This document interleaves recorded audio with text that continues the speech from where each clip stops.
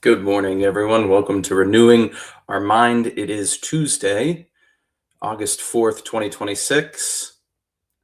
Glad that you're here.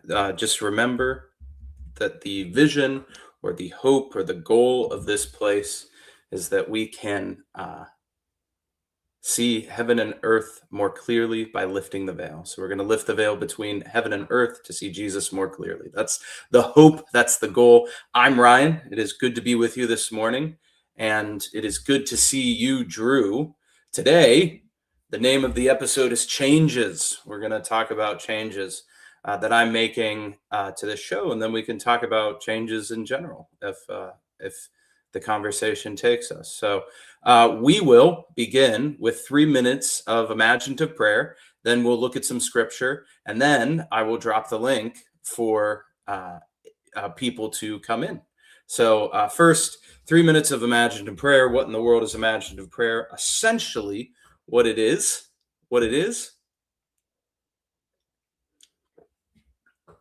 it's a time for us to take 3 minutes to focus our attention to God. What if we took 3 minutes of our life? I know that I've been doing two before, so this is the first change.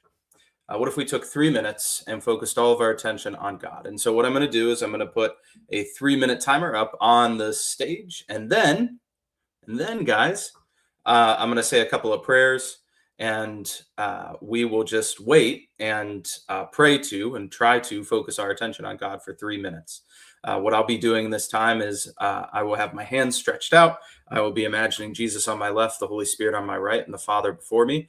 And I will be imagining that I'm holding hands with them and be in unity with them. And this is a way that I like to start my day. So I hope you enjoy these 3 minutes of just unhurrying our lives and focusing on God.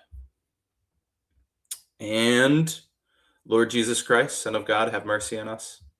Help us. Quiet our hearts and our minds so we can focus on you.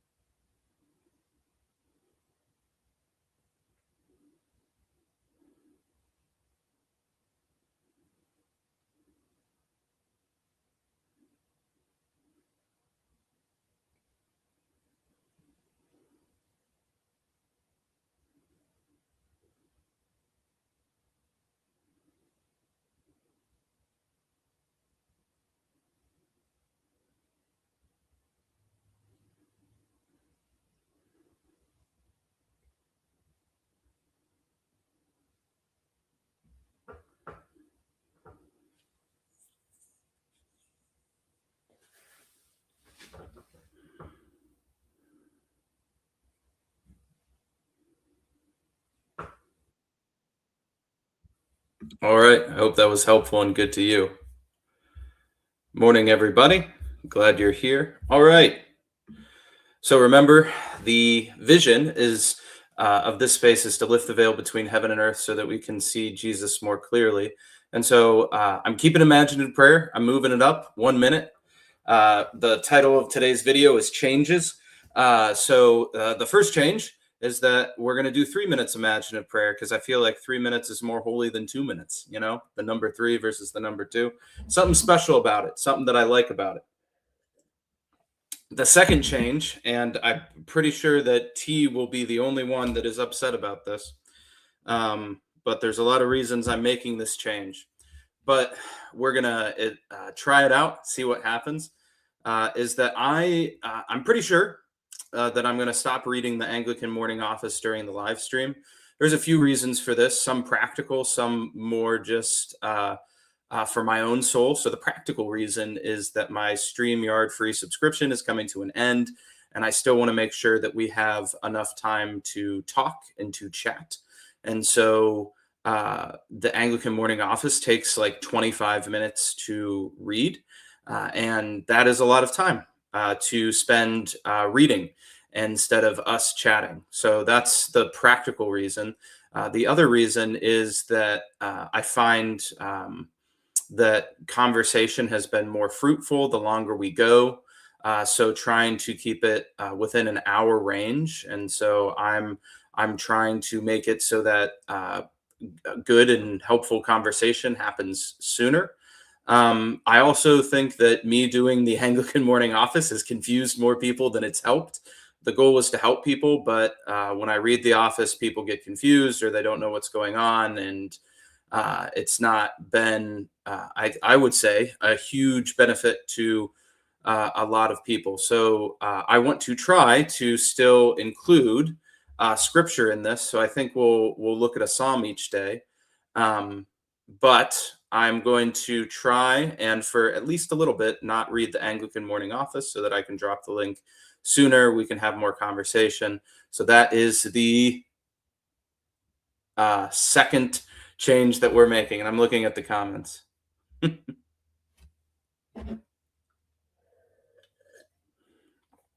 So with that, I will drop the link.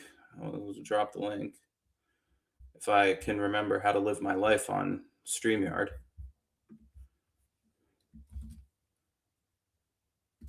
So that should be the link. And then I will add to the screen as we're waiting for people to come in, Psalm 1. And we'll just look at Psalm 1 because I like Psalm 1. Hopefully you can see it. Let me zoom in some more. This is on Logos Bible software that I'm using. So here is Psalm 1. How blessed is the man who does not walk in the counsel of the wicked, nor stand in the path of sinners, nor sit in the seat of scoffers. But his delight is in the law of the Lord, and in his law he meditates day and night. He will be like a tree firmly planted by streams of water, which yields its fruit in its season, and its leaf does not wither. And whatever he does prospers. The wicked are not so, but they are like chaff, which the wind drives away. Therefore the wicked will not stand in the judgment, nor sinners in the assembly of the righteous. For the Lord knows the way of the righteous, but the way of the wicked shall perish. And so this is a fun little, what's called a chiasm in Hebrew, where we have the opening A structure and then a B structure and a C structure sort of sandwiched in between that. And so let us try to be like the righteous who care for each other and not the wicked that are blown around like seeds of chaff. And with that, I will add Brett to the stage because Brett is here. So welcome, Brett. What's up? What's up, buddy? My volume so I can actually hear you. How you doing? What's up, buddy? Can you hear me? Can you hear me? Or are you not able to? I can hear you. Okay, sweet. How you doing? Yeah. I was thinking to myself, if you have a recording, you can record it and even if you wanted to, you could do it the day before, whatever, and drop it. And then those that want to watch it, then when you go to live stream, boom, you can have a conversation about that or whatever. It could be a jump off point, but then that way you're not burning up StreamYard. You can Yeah. record it on something else, drop it in YouTube, and then the people that are really into it, which I enjoy it, we can pre-watch it. It's like, but like when we, you do Bible studies, everybody read such and such, and then you show up and you try to, like Al was saying, homework, Yeah. Yeah. No, I like it. Yeah. I'll look into, different ways to record it and think through it. But yeah, I appreciate that. OBS is free, but I had problems with getting my mic loud enough on the recordings. But you probably could just do it. I don't know. What do you have, Mac? Yeah. You might be able to just record it in, in the, what is it? What do they have? Do they have some kind of studio, photo booth or something like that? I don't know. Yeah. Yeah, I How love are the you first doing? psalm. What's up, Mark? He's got us on mute there. Oh, gotcha. No, I had me on mute, not you, while I was moving, and I didn't have the hands to unmute myself. Shouldn't psalms be sung? Have I misunderstood that? Yeah, probably. I know there's different ways and different tonal ways to like sing through the Psalms. I just don't know how to do that personally. Okay, pop the words up, and I'll do some Bach-like harmonies on it or something. Let's try it. Why not? Who cares? Well, I care, but you know what I mean. Yeah, let me. Damn the add it to Facebook. Damn the YouTube rules. stay. Chad brings up a good point. You You could actually live stream straight to YouTube, and then as soon as you were done, you can go over and just start a StreamYard, for the live stream part. So it would, you know what I'm saying? Yeah, for sure. So okay, first attempt. Wish me luck. How blessed is the man who does. No, that's not working. Wrong rhythm. How blessed is a man who does not walk in the counsel. No, it's horrible. Well, see, I know that there's like some psalms, like because like the Anglican Church, like their Psalter is meant to be sung. Because I know that like in very traditional Anglican services, like you will just sing the psalms. They're not spoken. I just don't know how they do that. That's the problem. I gotta look into it. I can share with you my what we use for our worship service, because what they did was they added, because obviously in the Hebrew it would have been a different melody and everything altogether. So we have that music is lost.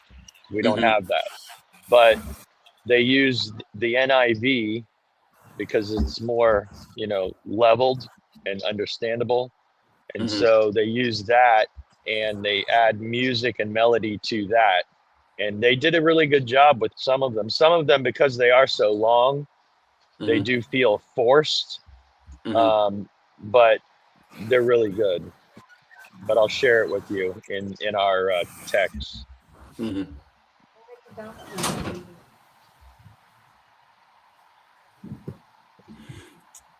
We're told that you need to audition for King's College Choir, Mark. I've actually sang at King's College. What do we call it? Thing where you sing at King's College. I've sang there. I used to live in Cambridge for 8 years. Oh, really? That's awesome. Yeah. But I sang Georgian music, not English church music. What is Georgian music like?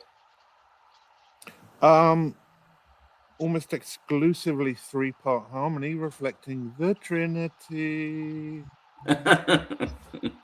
All But right. it I varies, just sent it to so- you, Ryan, in Signal chat. Okay, awesome, thanks. Yeah, for later. So in the west of Georgia, the Guri region, it sounds more like jazz chant. Oh, really? You can imagine such a thing. It's wild.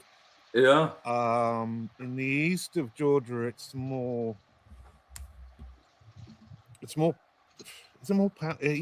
powerful and slow moving. So with much less words. In the west, it's really fast moving with like wild harmonies, like jazz, man. Nice. So in the east, it would be like Zamatario.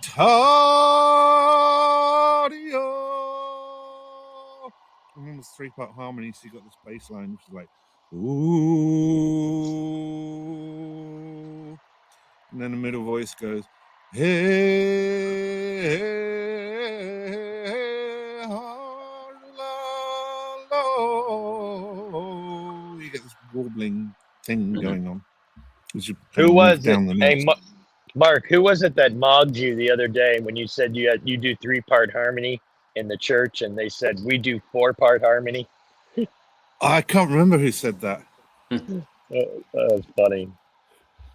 Yeah, so the 3 parts are doing something different. They're not all saying the same thing. That's so interesting. It's like No, isn't it like the quartets, like the barbershop quartets? That's like the idea, right? different harmonies. So they mostly use 1-4-5 harmonies in Georgia. Barbershop, I'd have to check what the harmonies are, but they're different. Mr. Sandman, bring me a dream. Yeah, That kind of thing. Yeah, Brett? Yeah. Yeah, I'd need to check. I think it's 4-part though. Yeah, I think you're right.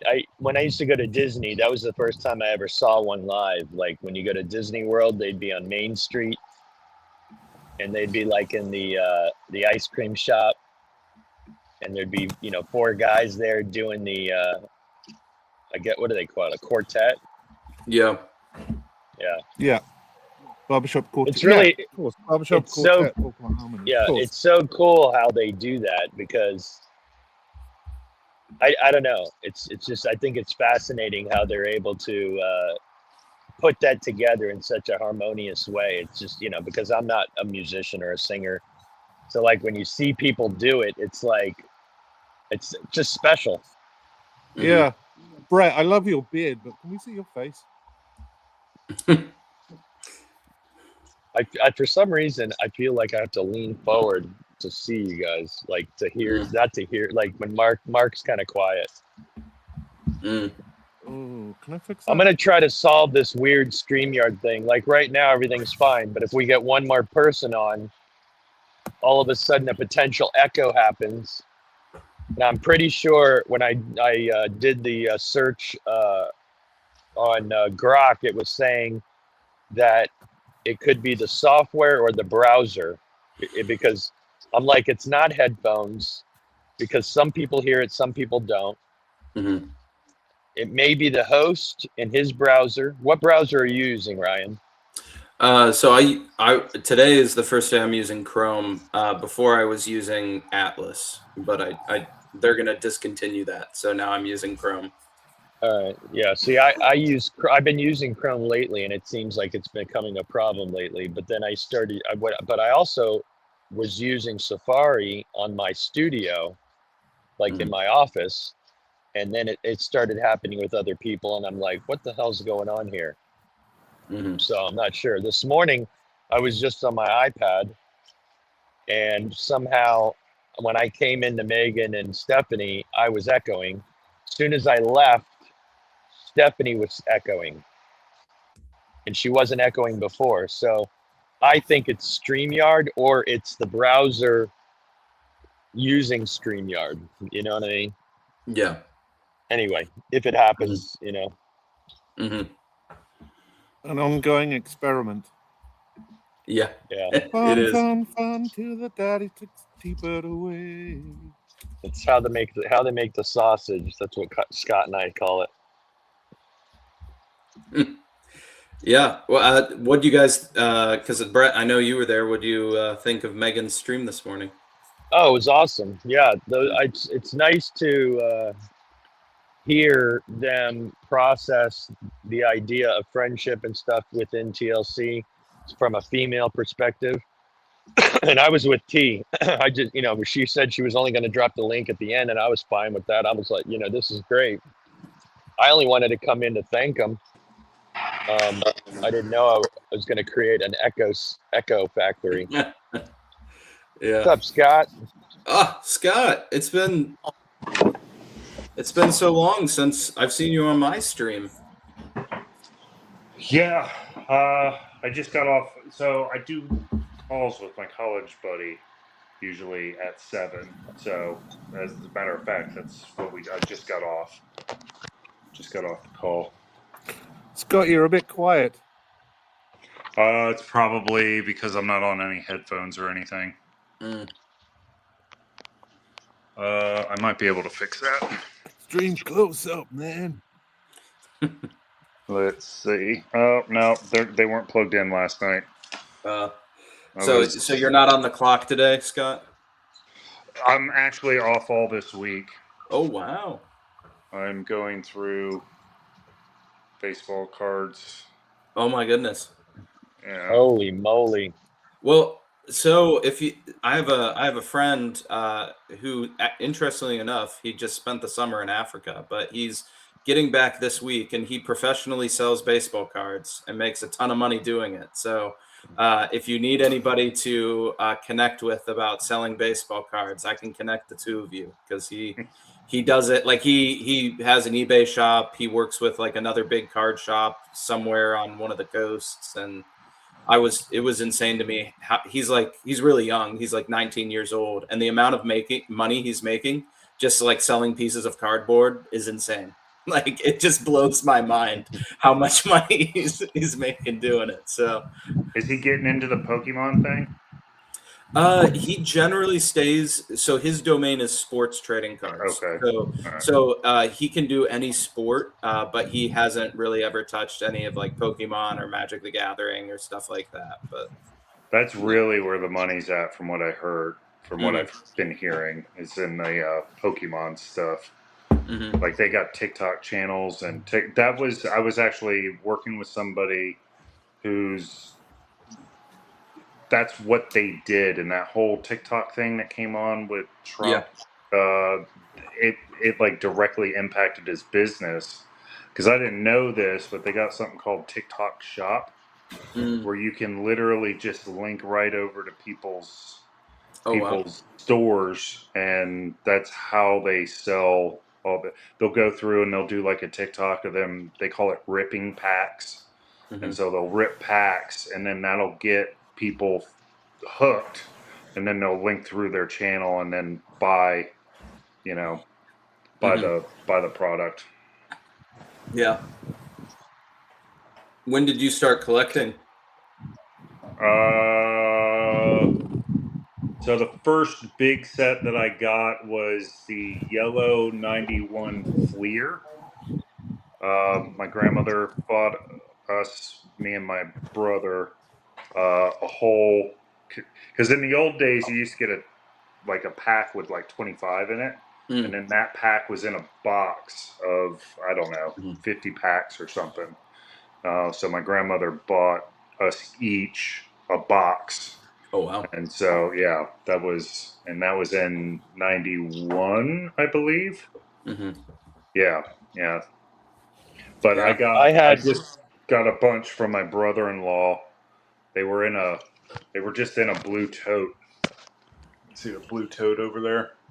And it was sitting in my office that Megan wasn't allowed to visit. So I'm trying to clean out my closet like a good Jordan Peterson-ian, and whatever we're calling ourselves. Yeah. You should send a pack to Grim Grizz so we can do the baseball card of the pack. Yeah, you know, when he flips the cards, Yeah. he's like, and now we have, can't think of any baseball players, but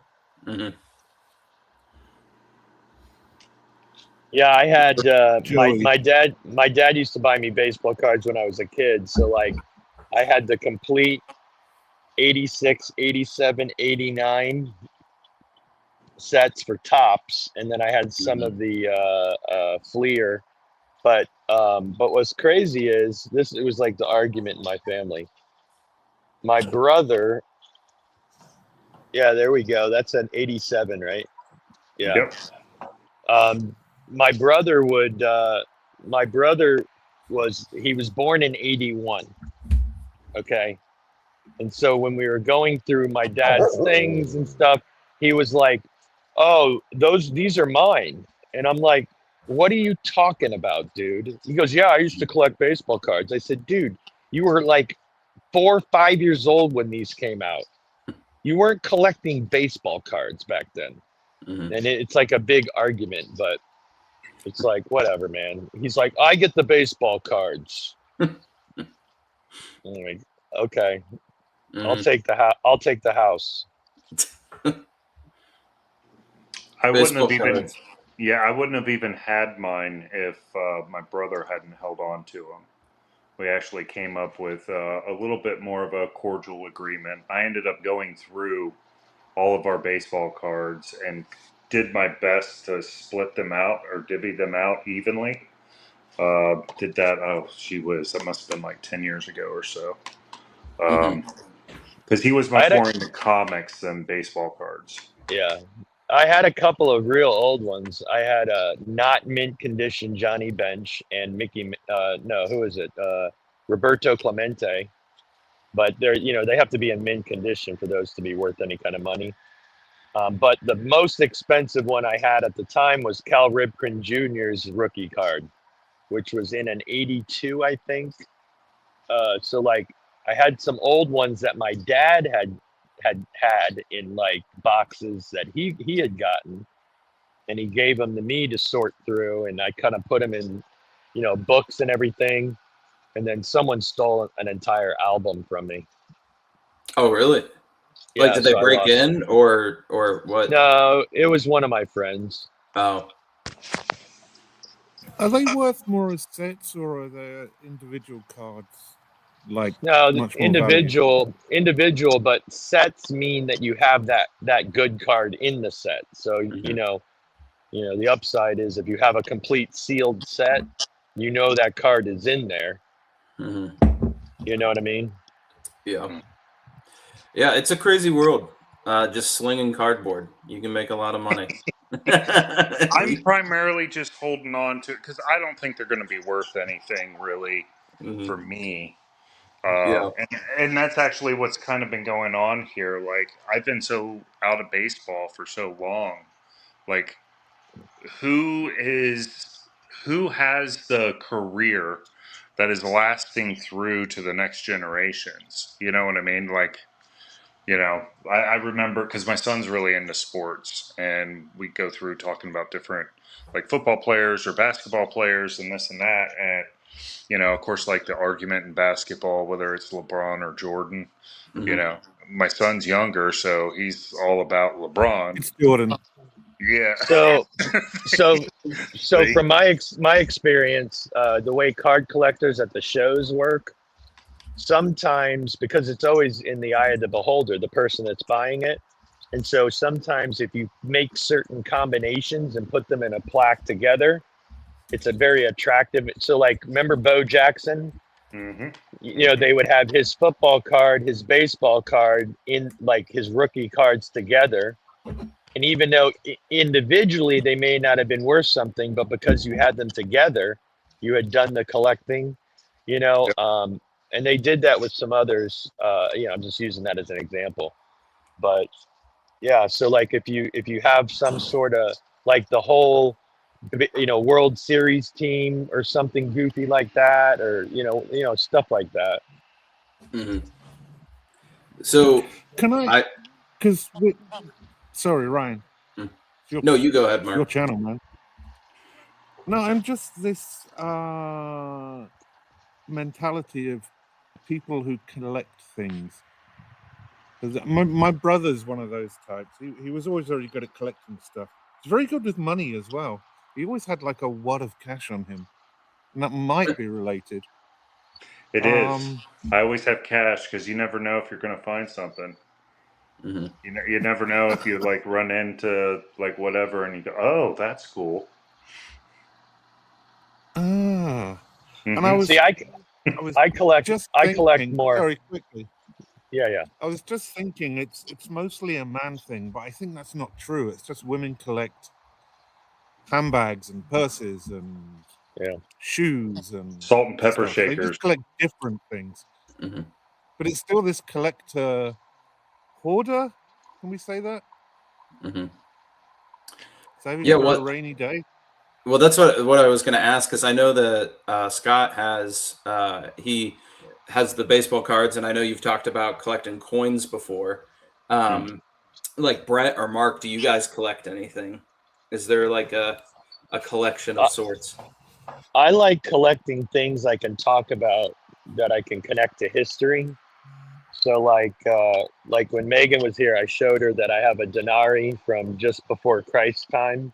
Mm-hmm. I have like a replica of a Sumerian tablet with cuneiform. I have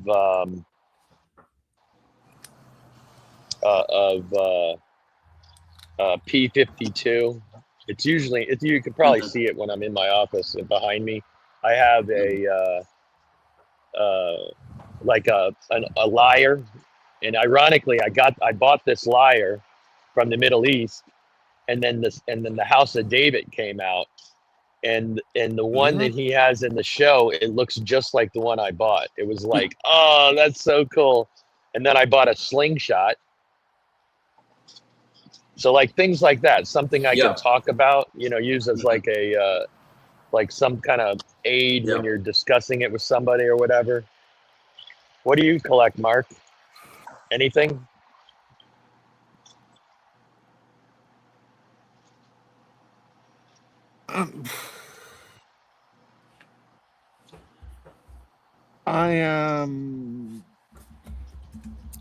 I'm resistant to collecting because it's like, well, I got other stuff I need to spend my money on. But if I had to, it would definitely be tools. Like I would love to have a garage full of tools. Mm-hmm. What about musical instruments or anything like that? Again, it's like, I love this guitar, but I have other things to spend the money on. So I'll wait till I'm retired and the mortgage is paid, and then I'll start indulging myself on all these things. But yeah, there's quite a few musical instruments I love.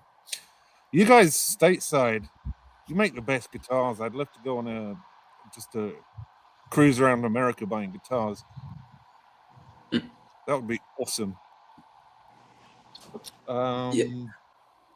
My wife collects plants.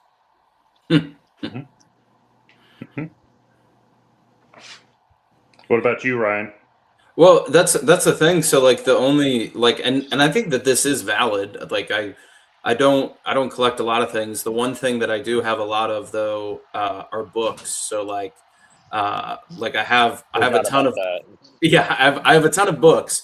But like other than that, I really don't have a lot of collections or like things that I collect, just because I tend to be, except for books, like I tend to be a very minimalist sort of person, which is very, very different, vastly different from my wife.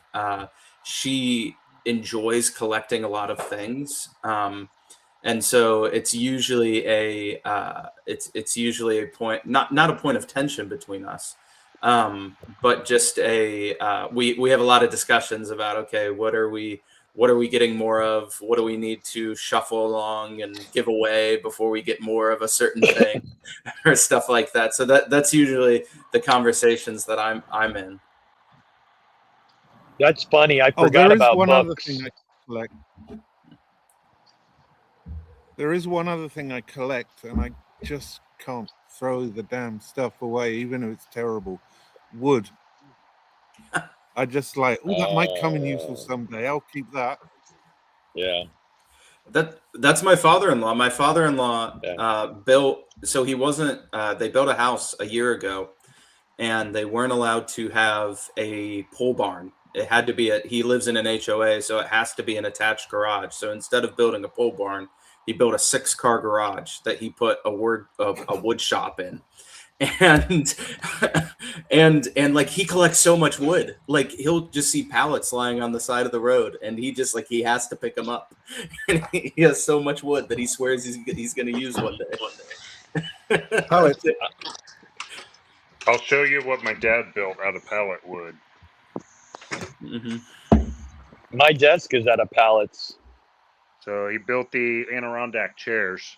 So this was my Nice. mom's, and that one was my dad's. Out of pallet wood. Mm-hmm. Took them down, sanded them, put 453 pounds of urethane on them. It's probably why they're still sitting there today. That's right. Yeah.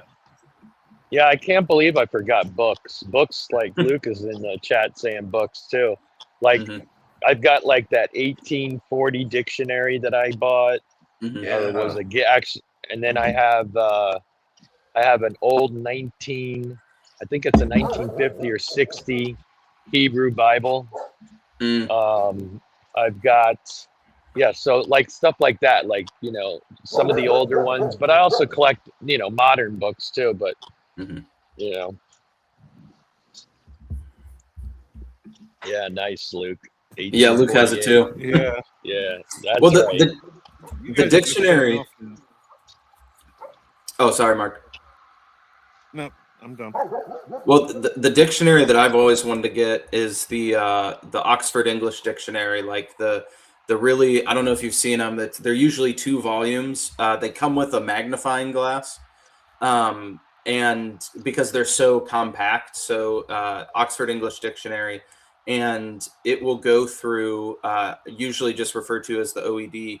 It'll go through and it will list like the word, a definition for the word, and then like the major references in literary works for that word throughout history, which is really cool. So you can like trace the history of this, like the first appearance of this word was in Chaucer or something like that, and then you Yeah, can look that's awesome. through and like see how it is. But it literally like it comes with a magnifying glass because each volume is like this thick, because it has so much information in it. But I've never bought one, but one day I will.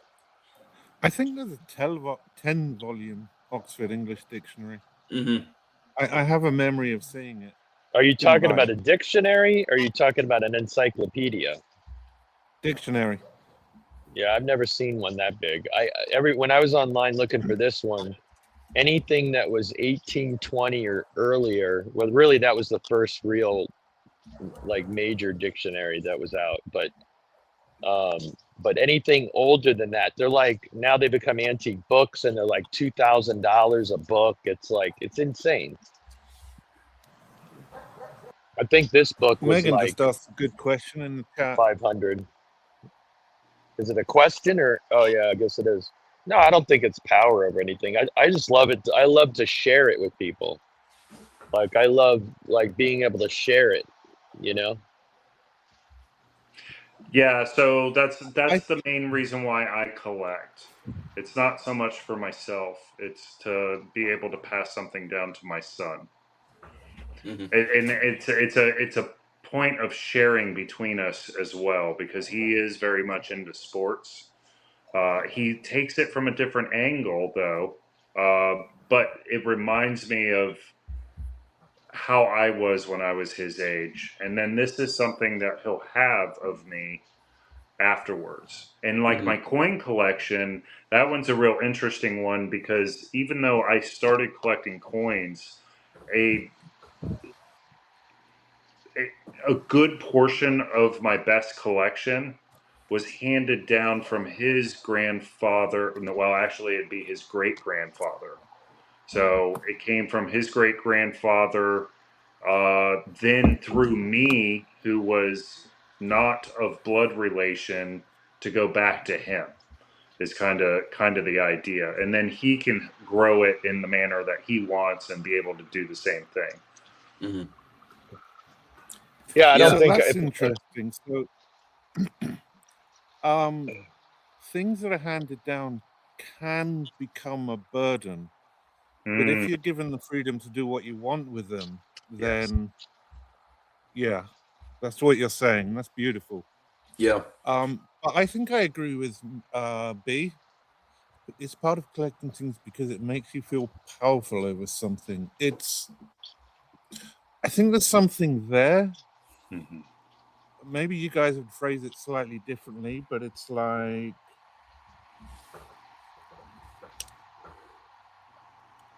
it's something about control. Hmm. It's I think taking collecting. chaos and putting it in order. yeah, see, for me, I agree with what her second statement is there. I feel like this is what I think is valuable. And if I pass it on to somebody, or if, like, let's say my niece and nephew, I die and, they're going to be the next generation. If they find it valuable, to use or keep or whatever, that's fine. If they want to sell them, that's fine too, whatever, but at least they know Uncle Brett was into theology, you know, Uncle Brett was into, biblical studies, and so Hmm. whether or not they get into it, that's not okay. They may not, you know. Yeah. So there's a guy. I'm trying to bring his center it on my screen, but it's not working. Um, Richard Foster wrote a book called Celebration of Discipline, where each chapter he talks about a different discipline. And one of the disciplines is simplicity that he talks about. And his whole shtick is that, like, we, especially as like Westerners that tend to have a lot of stuff, should probably focus on sharing things more and not like needing to own things. And like he really addresses the like, what about like shared spaces like parks or a library? Like, why is it that I have to own so many books and I can't just like enjoy a library and stuff like that? Um, so that our It's lives aren't that so. that I feel like you probably gave this book to your wife as a Christmas gift. Yeah, yeah, right. Well, it's one that I return to a lot. But like, but I so originally like my thing. So like I'm shifting my perspective because originally like coming in here, I'm like, yeah, collections tend to just be like things that take up a lot of room, and they're like, for me, like collecting things when I was a kid, it was like I want to own this thing.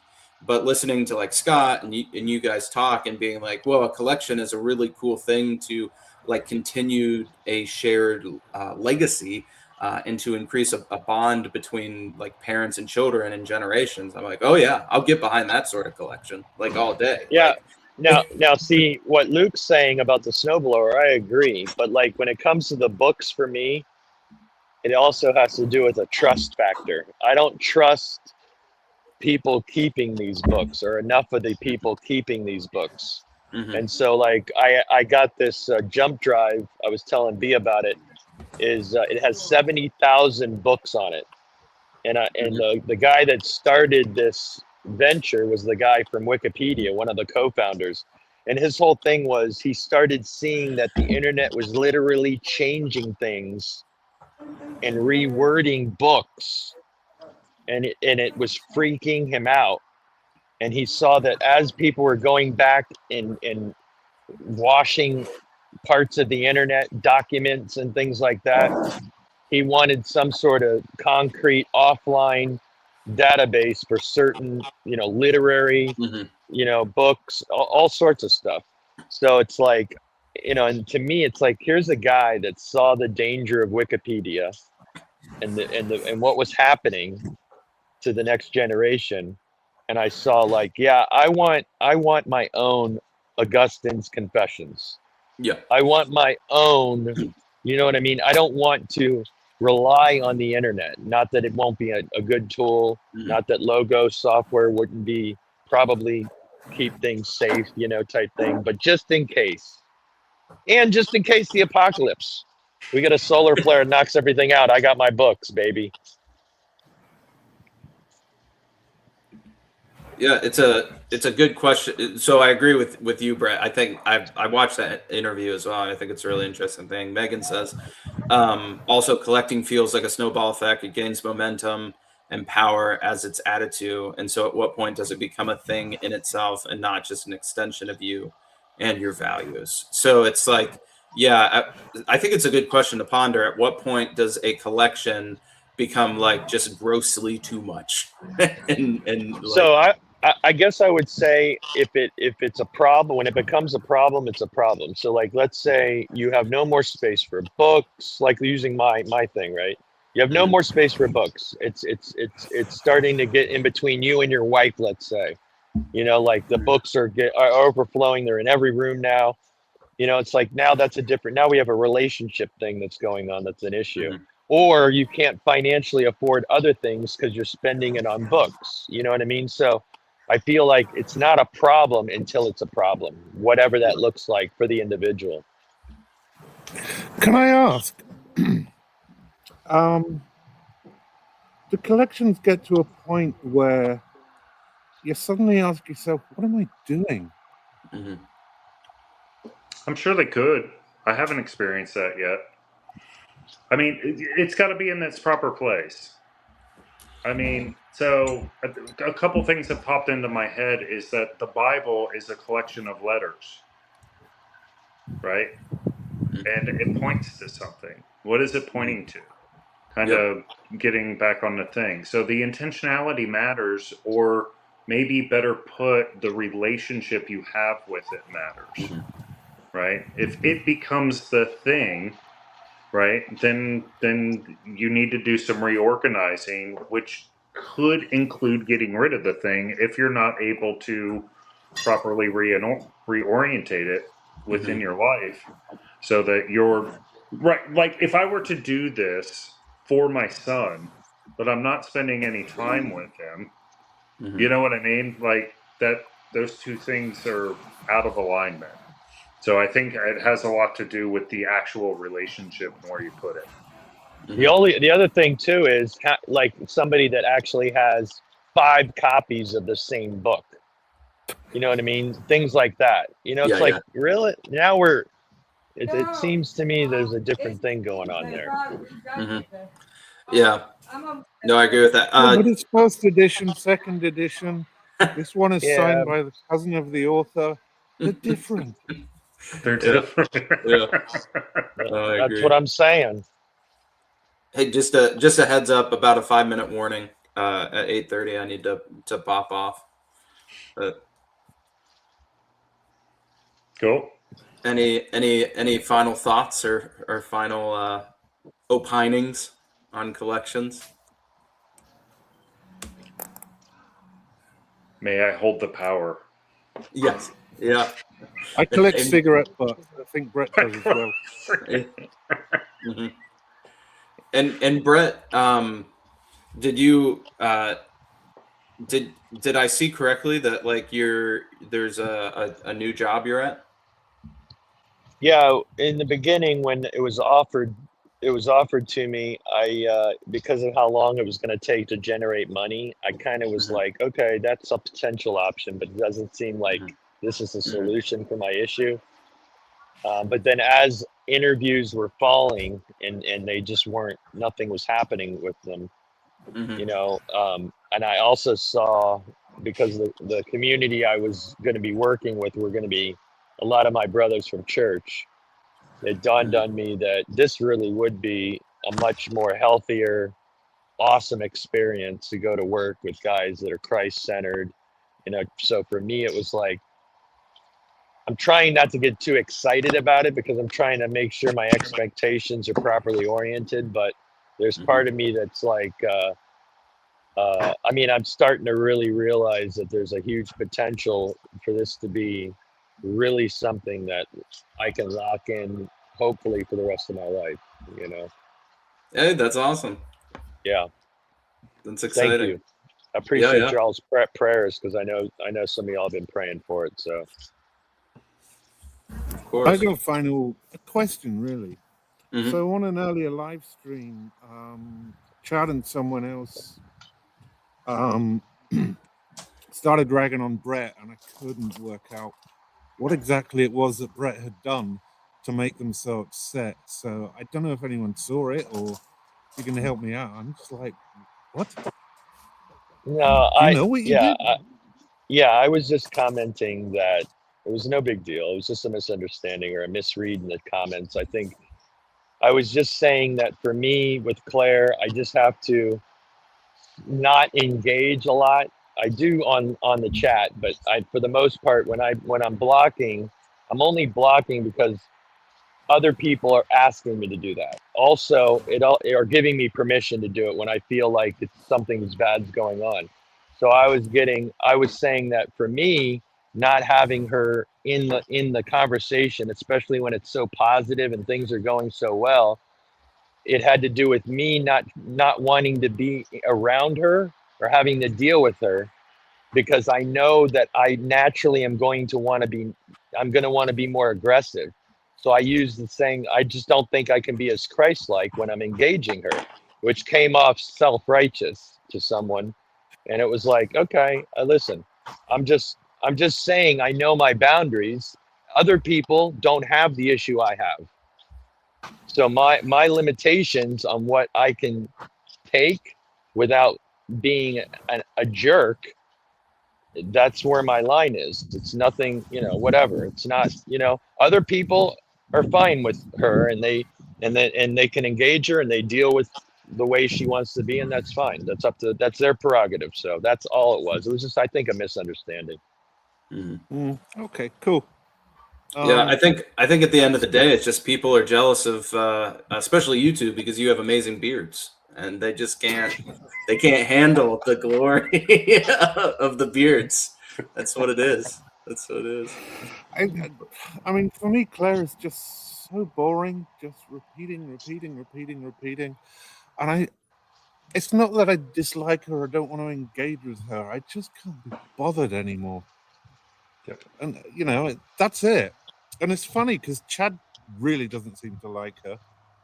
And yet he's telling you off for blocking her. That's weird. I think it was Yeah. the way I was wording why I was doing it. He didn't like. It was coming Okay. off self-righteous. Yeah. Yeah. Well, I I'm pray. number one. Don't try harder. Yeah. I pray for all you guys, and I pray for Claire as well, everyone that pops on. So I appreciate you guys being here this morning. I'll end the stream, but I appreciate you guys. Thanks, Ryan. Same Appreciate here, it. Ryan. Thank you. See you, boys. See ya.